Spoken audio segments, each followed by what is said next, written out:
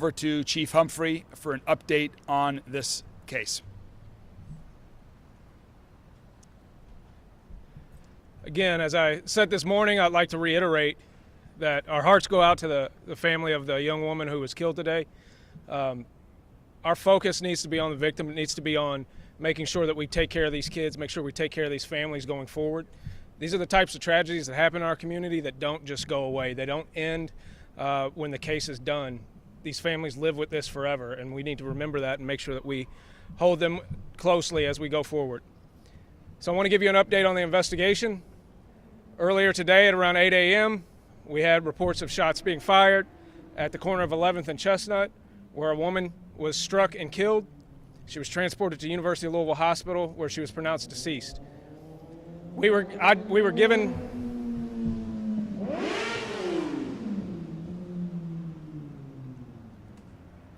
able to speak with several witnesses at that time who provided us a name of a potential suspect, as well as video and description of a suspect.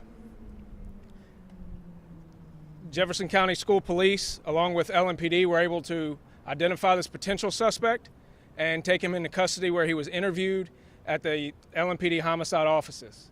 After that interview, we were able to determine he is not the suspect in this shooting. He has since been released and will be going home.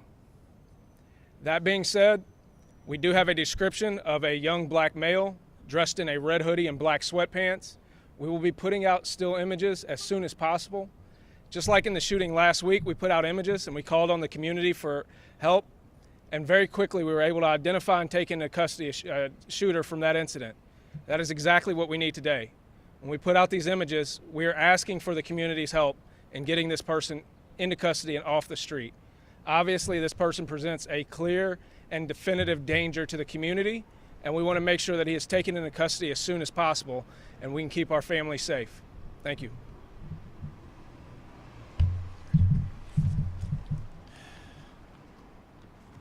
Okay, Brian Yearwood, Superintendent of Schools.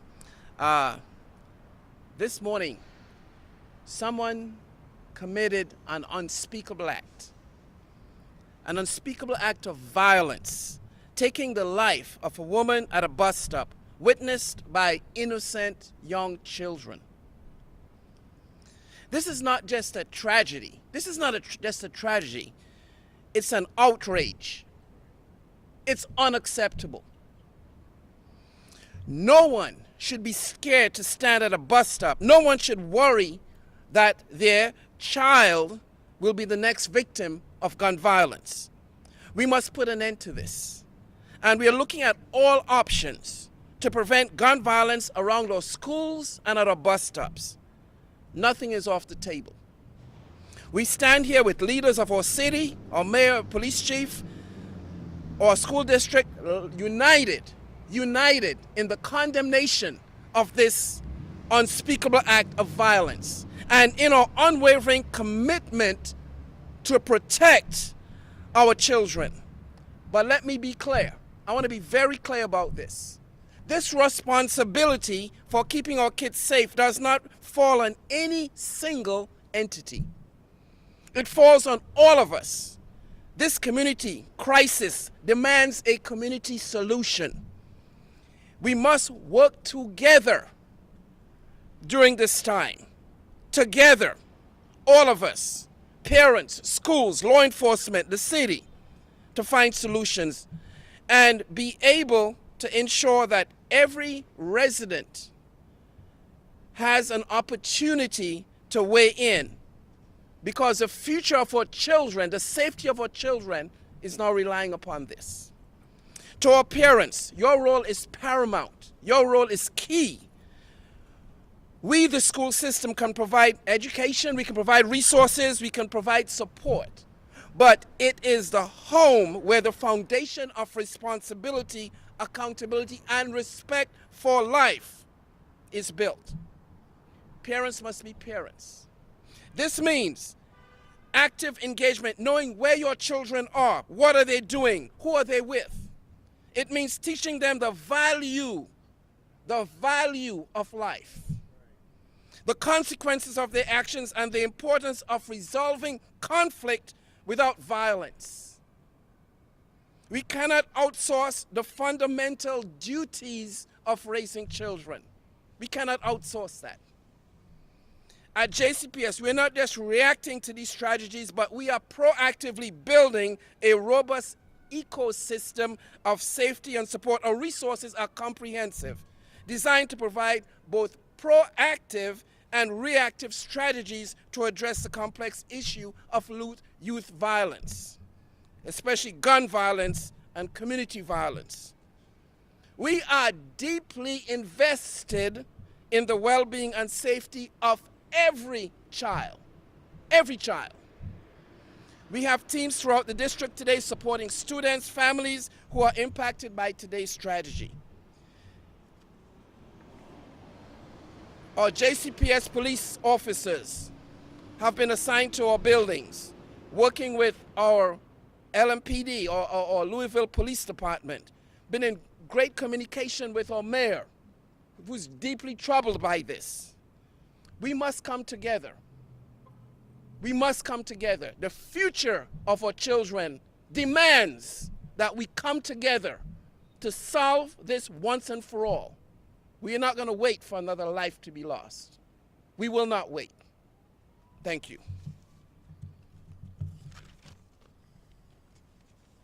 Thank you very much, Dr. Yearwood. Chief Humphrey, thank you for the update. I share the sentiments of Dr. Yearwood. When I heard of this morning, and for every minute since, I've been heartbroken. Heartbroken for the family of the victim today. Heartbroken for the little girl who was holding the victim's hand. Heartbroken for all of the kids who were at the bus stop.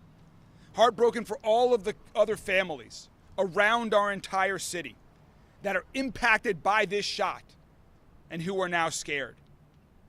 This one gunshot, like every gunshot, impacts so much more than the intended victim of that gunshot. It impacts families, it impacts neighborhoods, it impacts schools, it impacts our entire city. I'm also thankful. I'm thankful to our police at LMPD, JCPS Police Department, who work in close collaboration in times of tragedy just like this, just as they do every day, working hard to prevent violence in schools, outside of schools, in every corner of our community. And if and when a violent crime like this occurs, they respond immediately, without question, to take action to ensure others are safe in our city. I'm also thankful for my colleagues at the Office of Violence Prevention and the folks at Maryhurst who immediately got out to the Y this morning to help those who are witnesses to this heinous crime. Counselors, outreach workers, libraries employees, to help those who witness this, to help deal with the aftermath, the trauma of this gun violence. And I'm thankful to the YMCA that does so much on a daily basis for the youth in our community, to give them a safe place to learn, a safe place to play, a safe place to be enriched, to grow up. We are fortunate to have such a strong Y in our community, and we need more of them and more other organizations like that. And I'm also thankful for the folks at the bus stop, the people who at the bus stop that provided information to our police in connection with last week's shooting, with today. And that's what we need to see more of in our city.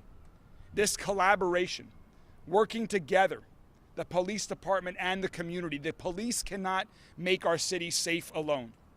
We need our entire community's help, as Dr. Yearwood just said. By working together, we can and we will have a safer, a stronger community. That's how we've made progress so far. Violent crime this year is down 30%. But then incidents like today are a stark reminder of why we don't celebrate that progress, why we use that progress to just fuel us to do even more of what we're doing and to think of ways we can and we must do even more, because we cannot continue to have setbacks like we have had today. And my final emotion that I've had all day is I'm angry. I'm angry at the individual who killed this woman today. I'm angry at the two people who shot at the same bus stop last week.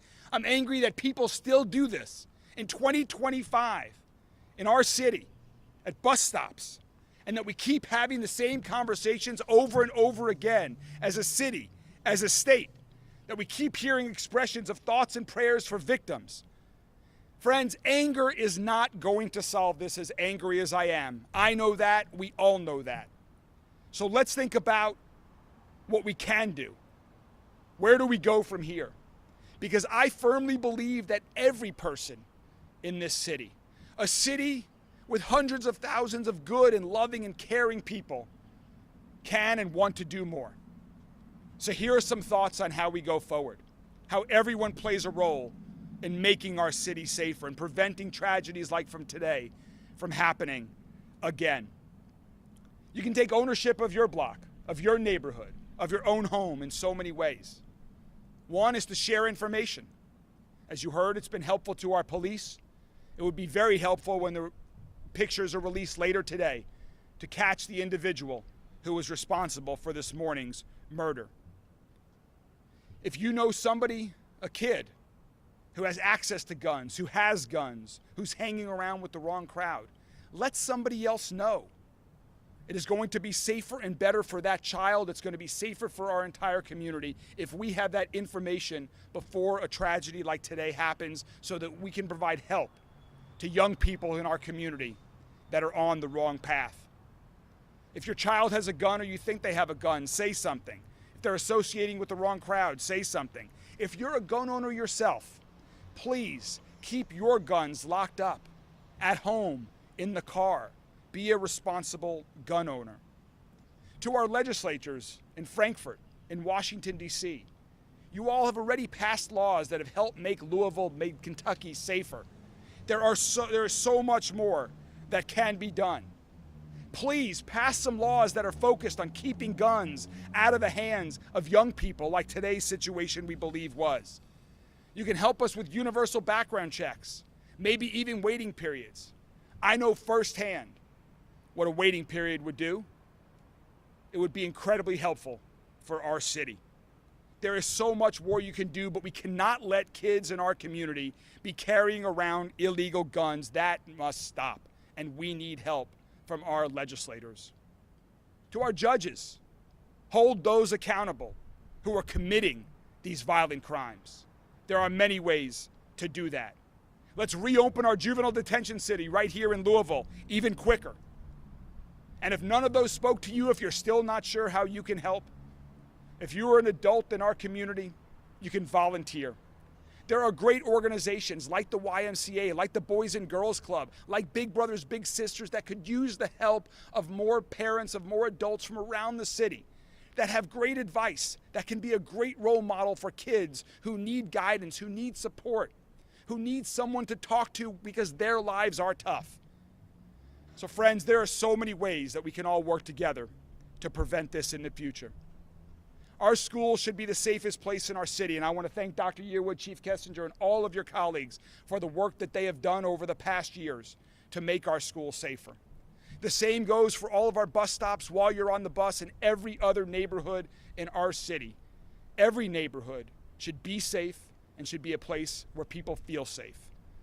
My administration and I have done a lot of collaboration over the past several years, working, LMPD and us, working together with other state and federal agencies, other nonprofit organizations, other local folks, community leaders.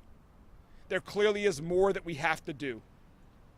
The chief and I and our entire team stand ready to continue to collaborate, to continue to work hard every day so that this does not happen again in our city. Thank you all very much, and we're happy to take some questions from the media. Chief, can you address what led you to the suspect who was arrested today, and is he connected to any previous incidents in the city? Yeah, so the question was what led us to the suspect that we detained today, and is he connected to anything else going on? So we had eyewitnesses who identified this person by name as well as by description, and the description was very close to what was in the video and what he had been wearing, and that's how he ended up being identified. And he was in the area, but he was not a shooter. Chief, can you talk about these photos that are going to be released?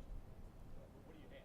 So as far as the photos, as of right now, the ones that I've seen were not the best. We do not have a clear picture of his face, what I've seen.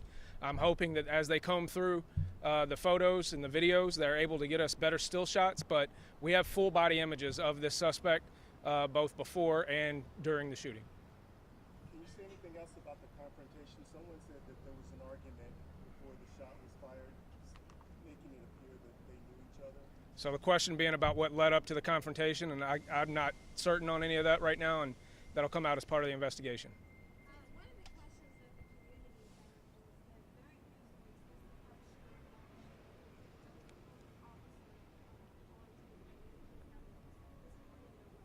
Yes, so the question was about police officers not being at that bus stop this morning the way they were every day before. And the officers made a decision today.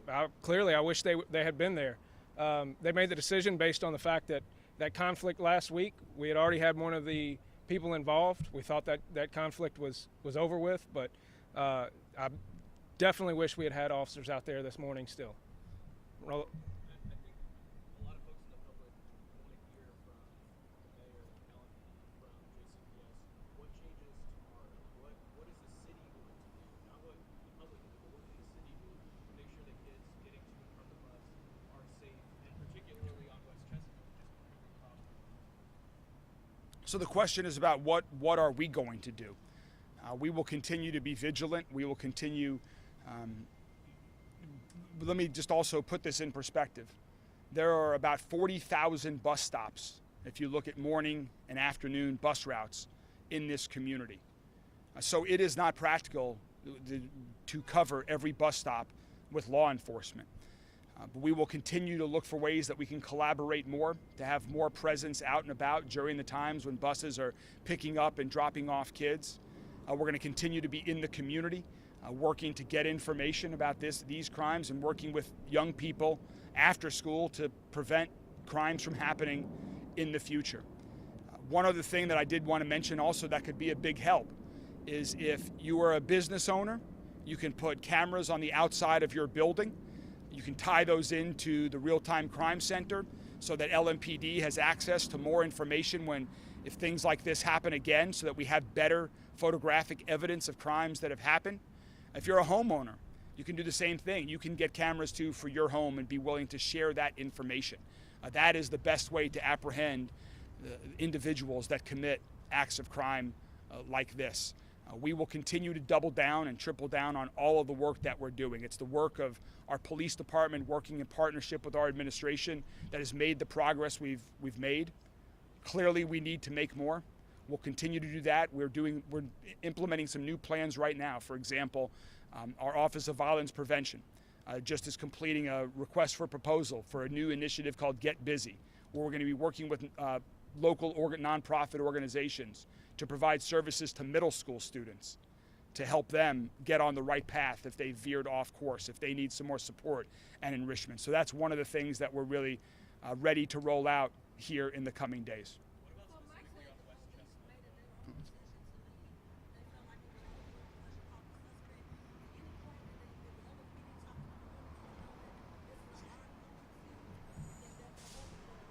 So the question was about LMPD leave. Ma'am, look, finish your question. Thank you. You said that LMPD made the decision to leave because they felt like because they got the suspect that it was over. At what time do LMPD have partnerships in the community to know that it was not over, that this is ongoing? So who did it? If you know, who did it? I'm asking you. Okay. So here's the thing. Here's the thing, ma'am. LMPD did not shoot this woman. All right. That's not what I'm So this is about a 15-year-old. This is about a 15-year-old. All right. They felt like this was over. Okay. My question was, Do we have any questions from the media, please? and you keep rudely interrupting me, then you wonder why I am from the community. You should have no problem with my question or no problem with what I'm asking. So what I'm asking you is, what is LMPD going to do to have relationships in the community so they will know that that was not over, that they did not need to leave at that moment. So for you to get angry, that means you missed a step.